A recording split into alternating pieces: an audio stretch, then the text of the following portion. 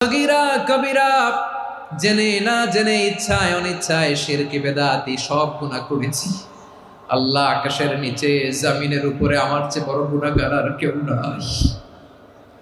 চোখের পানি ছেড়ে আল্লাহরে বলেন, আল্লাহ, আমি ছাড়া তোমার গোলামের অভাব নাই, তুমি ছাড়া আমার দ্বিতীয় কোনো রব নাই, তুমি ছাড়া তো কেউ আমার গুনাহ ক্ষমা করার নাই, তুমি আমার রব, তুমি আমার সব। বলতে পারবেন?